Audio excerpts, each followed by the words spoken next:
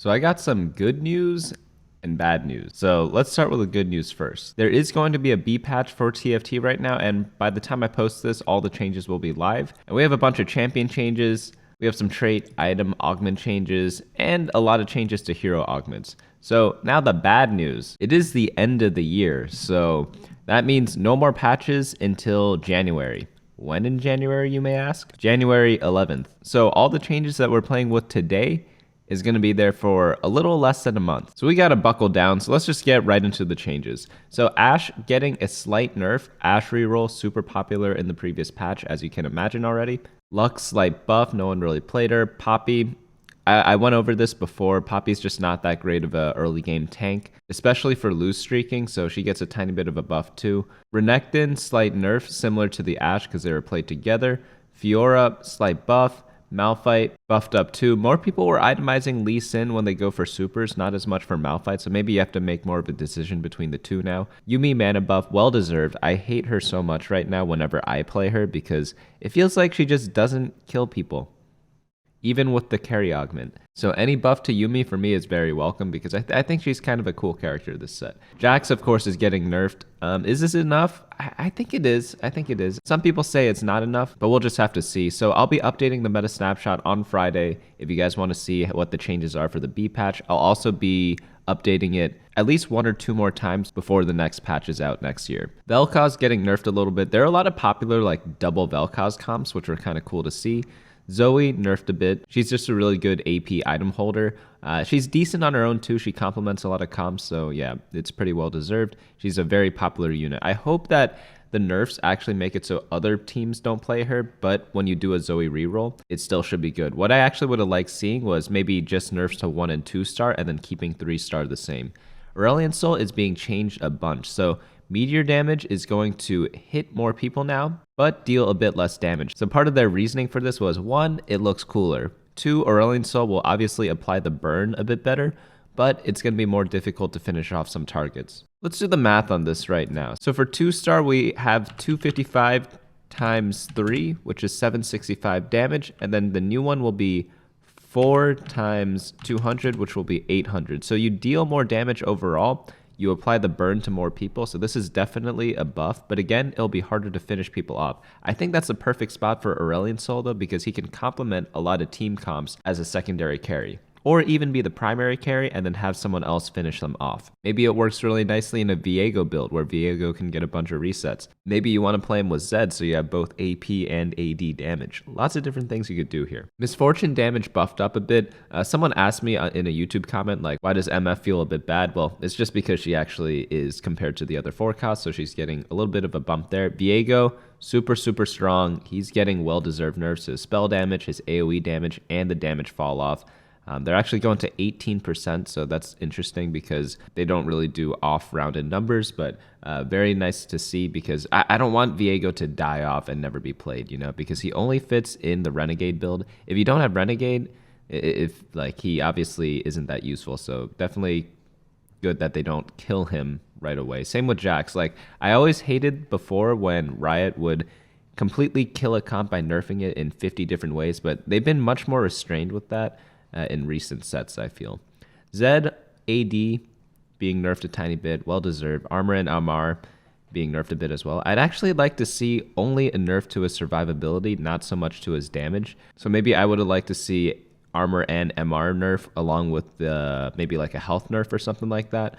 The reason why is because with the hacker trait, the fights would look a lot cooler if he kind of did the same amount of damage, but he was a little riskier to play because he could get blown up a little bit faster. Maybe you would compensate by building a few more of the like pseudo damage survivability items, but it would have been nicer to see in my opinion. Fiddlesticks buffed. That's actually pretty interesting. I always thought Fiddlesticks was pretty good so far. This burst of movement speed is definitely really welcome. I would have preferred just to see this bottom change here, not so much changes to his health, because I see Fiddle splashed around a lot, and I personally like him a lot too. I actually did a video of like an unkillable Fiddlesticks. I had Prankster on him and Bloodthirster. So at 60% health, he wakes up. At 50% health, he does the Prankster thing, and then at 40% health, he gets the Bloodthirster shield. Really fun stuff. It's obviously not the best Fiddle build or whatever, but it's just fun to kind of play out. Syndra being changed from 3 to 4 range, which is very interesting because Mortdog said in a video that he would never change it to 4 range, apparently. I don't know if this is actually true, but someone commented that, so we'll just have to take their word for it. But I wonder what the reasoning was if he did indeed say that to actually make her 4. I always found it weird that she was 3 range because you kind of want her in the back line, and there just didn't seem to be a big reason why you'd want her like 3 range instead of 4. Onto the trait changes, Heart AP per cast being buffed up a little bit. Oxforce nerfed a ton because obviously Viego was like a very powerful force. Look at the 8 Oxforce nerf. It's 200 to 125 and 400 to 250. Was it that easy to get to 8 Oxforce? I personally didn't think so, but it is an insane amount of stats, like 400% attack speed. Like, holy cow, who gets that, right? But it's really hard to get to. So did they have to do it? Maybe, maybe not. Recon crit percent is being increased at 3 and 4 recon. That's really good change because there was zero reason to go up in terms of more recon units because you could only itemize so many people in TFT. So usually it's 1 damage dealer with 3 items, 1 tank with 3 items, and then you have the option of having 1 or 2 utility items or 1 and 2 items on a secondary carry. And the way recon works is that all the units pretty much just do damage. So if you're playing a lot of recon units, you're not actually giving that much to your team unless the trait does a lot, because all the units in the recon trait just do damage, at least for the most part. So when you go from 20% crit to 45%, did you guys know that sparring gloves gives 20% crit chance? You're essentially just giving your unit an extra sparring gloves, which doesn't sound that appealing when you put it that way. But now if you're giving them almost 3 sparring gloves when you go from 2 to 3 recon, that sounds a little bit more worth it. So definitely welcome change there. Very nicely done. Items, Redemption nerfed a bit. Warmogs nerfed. Radiant Warmogs nerfed. Gadgeteen Warmogs nerfed. I've always said at the start of this set, Warmogs was so good right now. So it makes a lot of sense. And yeah, there's not much else to say about that. And Redemption complemented Warmogs a bunch too. So maybe I would have preferred to see just like Warmogs nerf and then maybe no change to Redemption because I think they worked really well together. I didn't think Redemption was that oppressive on its own, but maybe they thought so instead. Radiant Runon's Hurricane being nerfed a bit. I've never actually gotten this yet. I build regular Runons a lot, but never had the Radiant one. Not that it's bad, I just never got the option to, but they deemed it too strong. Big Friend, required HP increased, damage reduction reduced. Same for Big Friend 2. Makes a lot of sense because brawlers or bruisers. I forget what they're called this set. They're very, very prevalent right now. So this is a no-brainer here. Cybernetic implants, shell, and uplink. You get 20 more HP. That's nice. I feel like these cybernetic things are a little weaker. One reason, I don't know how big of an impact this is, but you know how in previous sets on the dragon, sometimes we'd get like a 3-item dragon. This set, we only get the item anvil thing, so we don't really see those 3-item dragons that much anymore, if at all. I've never seen one personally. Electrocharge is being nerfed a bit. That makes a lot of sense. It's very good in like tank metas and in early game.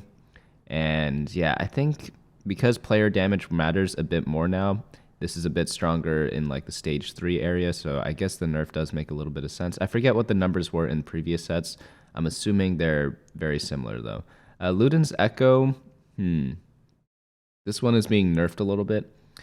I've not seen people abuse Luden's that much, so I am curious about why they changed this, because the meta kind of shifted in a weird way. At the beginning of the set, when it just came out, everyone was playing ability power carries, but then the past 2 days, everyone's playing Jax, Ashe, and Zed, some Viego too.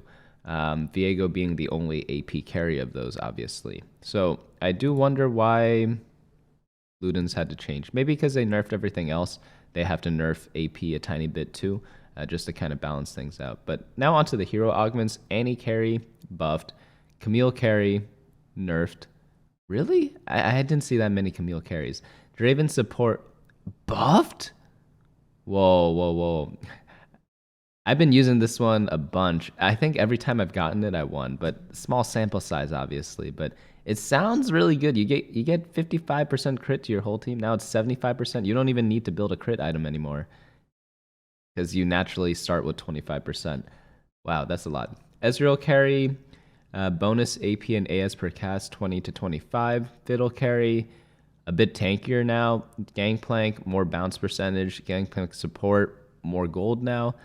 Jinx carry, I like the Jinx carry one a lot. I really wonder why Jinx is Anima Squad and Prankster, because she doesn't have a damage bonus, so it's really hard to like play her as a carry in my opinion. But maybe she's just a support unit because she kind of gives CC. But I would like to see some form of Jinx carry later on. Maybe if I ever get this augment, I'll try for it. Malphite carry, being buffed a bit. Mordekaiser carry, buffed a bit as well. Rel carry, buffed a bit too. Renekton support nerfed. Sivir buffed. Syndra carry, she gets more bonus stats. I'm guessing that's for the pulled in unit. I forget what this one does. Syndra support, AP per champ on bench being nerfed a little bit. Vayne carry getting a bit of a buff as well. Vel'Koz carry, burn duration. This is a nerf, yep, because the burn takes longer to apply now. Vi support being nerfed a little bit. I really like this Vi support one as well. I took it pretty often because Vi, she's an Aegis, so you could pretty much play her in most comps because Alistar or Echo or Leona are all really good units to play. So you could just complement them if you want to keep this health buff in. And yeah, she was just really versatile in my eyes. So I normally played her a lot. Viego carry being nerfed to 10 AP, and now it properly gives the bonus damage. So this wasn't working before, and Viego was obviously still really strong.